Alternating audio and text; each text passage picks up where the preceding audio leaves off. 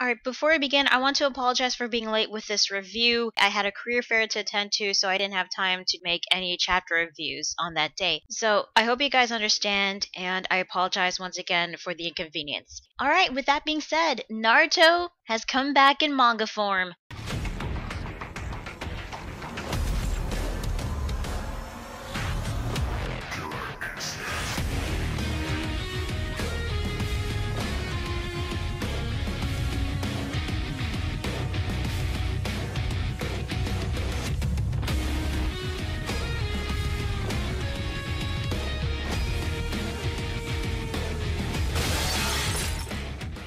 Hey guys, LunarSpawn27 here, bringing you Naruto Gaiden, the 7th Hokage, and the Scarlet Shining Moon, Chapter 1, or Naruto Chapter 700 plus 1, Uchiha Sarada. So this chapter begins with its first 3 pages in color, as Shino tells all the students in his academy that it's time for the graduation exam. However, he's not going to tell them what the test consists of until the day of the test. Okay, seriously, what is up with that visor that Shino is wearing? There's nothing wrong with it, it's just strange that I see someone like Shino wearing something like that. Now, we see the kids of the remaining Konoha 12, but the one that caught my eye was this one kid who was speaking to Boruto and sitting next to him. We don't know anything about this kid, but we can probably assume that he and Boruto are friends. However, a few days after the chapter came out, there was some news about this kid, and according to this news, this kid will be appearing in the upcoming Boruto movie, and his name is Mitsuki, which is Japanese for full moon. There are some rumors that he might be the 3rd member of the new Team 7, which also consists of Boruto and Sarada, and that he is the son of Toneri Utsutsuki, the main antagonist in Naruto the last movie. Him being Toneri's son is something I find unlikely because Toneri is the only person that resided in the moon. Then again, I could be wrong, but we won't know until we get some more information about this kid. Anyway, some of the kids were really excited, one of them of course being Boruto, but as for Sarada, she was wondering what is going to happen when everyone becomes a ninja, and what does it mean to be a ninja. Now you can clearly tell that Sarada is definitely Sasuke's daughter, not just by appearance, but little actions that she makes. For example, the way she puts her arms up on the desk, just like how Sasuke used to do that when he was in the academy. As for personality, she does come off as a critical thinker, and I was worried that she was going to come off as distant and cold, but thankfully she doesn't come off as that.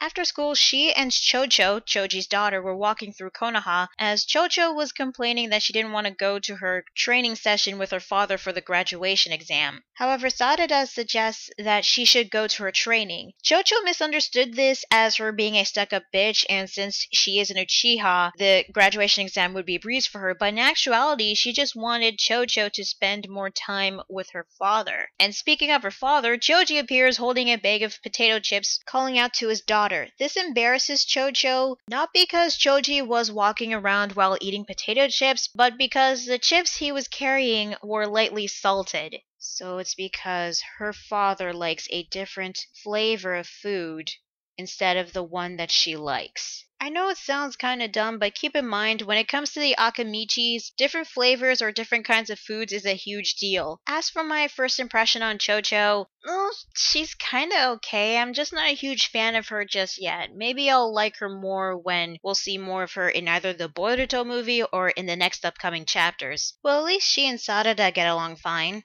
Well, kind of, but still fine. And this really bears repeating, but how the hell did Choji and Karin hook up? That is still bugging the hell out of me, especially when they never had a scene together, let alone shared a single line of dialogue. Well, anyway, the two girls go on their separate ways as we cut to Naruto training his son Boruto for the upcoming graduation exam. That, or he's trying to punish his son for vandalizing the Hokage monument again. And honestly, it's pretty cool seeing Naruto having a sparring session with his son. And speaking of Boruto, it seems that he's also skilled in the Shadow Clone Jutsu just like his father. It's pretty obvious that Boruto would learn that technique, but since he is half Hyuga, I'm still wondering if he has the Byakugan. I keep hearing that he does, but his eyes look different than a full-blooded Hyuga, so I don't know if he has the Byakugan. In fact, I don't know if he can use the Juken as well, or if he has his own kind kind of style for the Juken. Meanwhile, Sai is training his son Inojin to perform the Nimpo Choju Giga, which he does master, except he uses his own art style because he finds his father's artistic sense old-fashioned. Old-fashioned or not, at least Sai's Choju Giga look good. As for Inojin's, well, I think he needs to put a different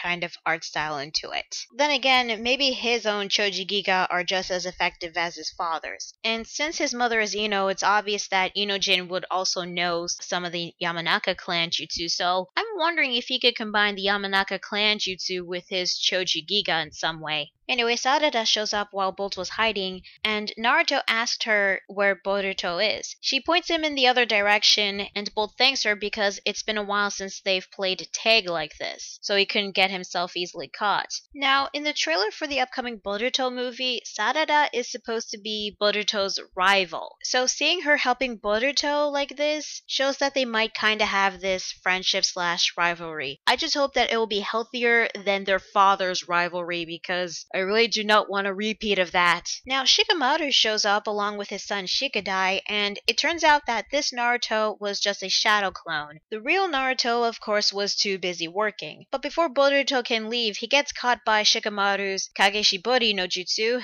the shadow binding technique, just so that Boruto wouldn't cause so much trouble on Naruto, especially since he is the 7th Hokage and he has so many responsibilities to attend to. So he tells his son Shikadai to call the Naruto shadow clone, to which he replies, "Damn, how freaking bothersome." Well, you know what they say, like father, like son. And speaking of son, Shikadai, he is a total carbon copy of Shikamaru. Honestly, the only thing that I've seen that he has inherited from his mother Tamari is her eyes. I mean, he's okay so far. I'm just hoping that he has inherited more from her mother. Maybe a bit of her personality, or maybe he learned some of her wind jutsu. Anyway, after all the times she had seen her classmates spending time with their fathers, she started to think about her dad, Sasuke, and from what she can remember, they've never met once. That is pretty sad. You really can't help but feel sorry for Sarada. I mean, with Boruto, I get that he acts out just so that he can get his father to spend more time with him, but at least he knows his father, he knows who he is, and Naruto is the 7th Hokage. He is the leader of Konoha, so obviously he would be very busy. And from what was shown in this chapter, at least he tries to make some time with his son, even if it is just a shadow clone. But with Sarada, she has never met her father once throughout her entire 12-year life. For all we know, Sasuke once came back to Konoha, hooked up with Sakura, and left before Sarada was even born or when Sarada was just a baby. I mean, I get that Sasuke is going through a redemption journey and all, but couldn't he have at least make some time to visit Konoha every now and then to see his daughter? Or at least write some letters to her or something? I mean, seriously, Sasuke is a freaking deadbeat dad in this. Well, at least she has a picture of him so she knows what he looks like. When she got home, she asked her mother Sakura if Sasuke normally wore glasses,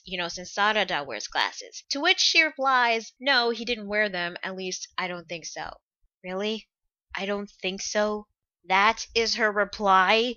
She knew Sasuke ever since they were kids in the academy, and even though he left Konoha for 2.5 to 3 years, she still knows that he doesn't wear glasses. So why the hell would she say, I don't think so? By the way, ever since chapter 700, some fans were disappointed that Sakura was being a stay-at-home mom, but I didn't have a problem with that. She was raising Sarada by herself while Sasuke was gone. Also, according to the light novels, she opened up a children's clinic, so she's still working as a medical kunoichi. But going back to this chapter, I just didn't like how she responded to Sarada's question. She did tell her that Sasuke spent so much time away from the village, but this made Sarada slightly irritated, and she asked her mother even more questions like whether she was really Sasuke's wife, and she was even calling bullshit on their relationship. And personally, I kind of agree with that, but that's besides the point. So, how does Sakura respond? Does she tell Sarada the truth about Sasuke? Nope. She just gets angry and punches the ground real hard.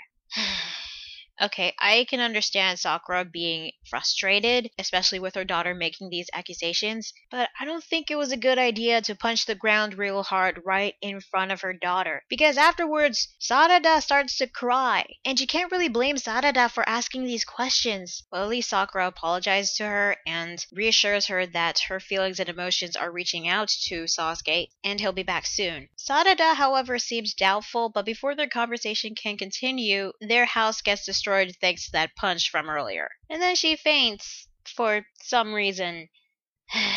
Again, really shouldn't have punched the ground real hard like that. Anyway, Sakura is being taken care of by Shizune, and she's already taken care of rebuilding their house by contacting some contractors. And according to her, Sakura always had a penchant for passing out ever since she was a kid, which is kind of confusing because I don't recall Sakura passing out like that, especially after punching the ground real hard. Or maybe she passed out because she was overwhelmed by the fact that she hasn't paid off the loan to the house yet. Frankly, I feel like Kishimoto just wrote this in so that the mystery would remain unsolved a little longer. Anyway, Sarada returns to their destroyed home just to get her and her mother's important valuables. She eventually finds the photo of her parents, but the frame was broken, so she noticed that the photo was two different pictures. The first picture was of Sakura, and the second picture was of Sasuke. The Sakura picture was in front of the Sasuke picture, covering part of it, so Sarada pulls out the Sasuke picture, revealing not only Sasuke in the photo, but Sasuke, Suigetsu, and Karin, a woman who wears glasses just like Sarada's. And the chapter ends with Sasuke sensing something in a forest with the tagline, Sasuke Homecoming. So yeah, that is the first chapter of Naruto Gaiden. What did I think? Well, it was cool reading Naruto again. It kind of brings back a nostalgic feeling to it. And I thought the first chapter of Naruto Gaiden was good so far. I was surprised that we were focusing more on Sarada Uchiha since supposedly the new main character of this arc is supposed to be Boruto, but I didn't really have a problem with that. In fact, I kind of like Sarada more than I like Boruto because she was asking her mother straight up questions, and comparing her issues to Boruto's, hers is more serious and you want to feel more sympathetic towards her than you do with Boruto. As for the next generation, they come off as okay so far. With some of the kids, you get to see a mixture of both their parents. However, some of the kids are practically like their fathers. Well, since this is the first chapter of Naruto Gaiden, I'm sure in due time we'll get to see what kind of traits that they've inherited from their mothers. As for what has happened in the second half of the chapter, well, I can't really jump to conclusions as of yet because we don't know Sasuke and Sakura's side of the story, which I hope we will get in the next chapter because I'm still trying to figure out what the hell happened between Sasuke and Sakura after the 4th Great Shinobi War ended. I mean, we know that Sasuke had to come back to Konoha eventually, but then he would have to leave again, leaving behind Sakura and Sarada, which begs once again the question as to why the hell Sakura still loves Sasuke. Hell, does Sasuke even love Sakura? Because in their home, there isn't a single picture of these two together. I mean, Sakura had to create a fake photo of them together. That's kind of sad, really. And I really do want to feel sorry for Sakura, but there are times where I just feel so disappointed. I don't know if I'm disappointed in her or disappointed in Sasuke. I'm just disappointed.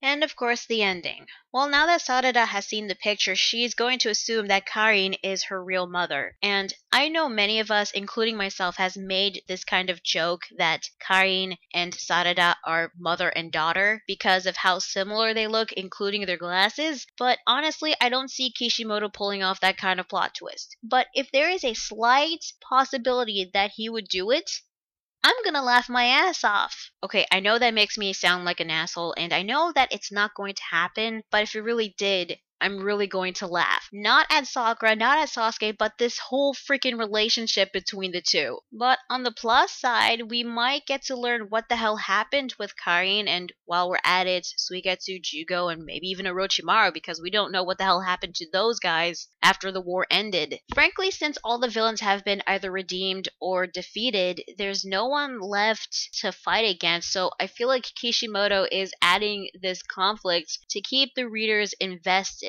to get us more intrigued and interested on this mini arc. Well, that or to piss off the Sasuke fans. Well, either way, I'm hoping that the next chapter will have some answers to clear up the confusion, but it's obvious that Karin is not Sarada's biological mother. But again, if it really did happen, I will really laugh my ass off. So, tell me guys, what do you think of the first chapter of Naruto Gaiden? Did you like it? Did you hate it? What do you think of Sarada so far? And do you feel sorry for her because Sasuke was never there for her? And what do you think of this situation leading to the possibility of Karin being Sarada's biological mother? Let me know in the comments below. Be sure to like the video if you like it and subscribe to more videos, and be sure to check out my Facebook fan page and Google+. So yeah, that is Naruto Gaiden, the 7th Hokage, Chapter 1, or Naruto Chapter 700 plus 1. I'm Lunar Spawn 27, and I will see you guys later. Bye.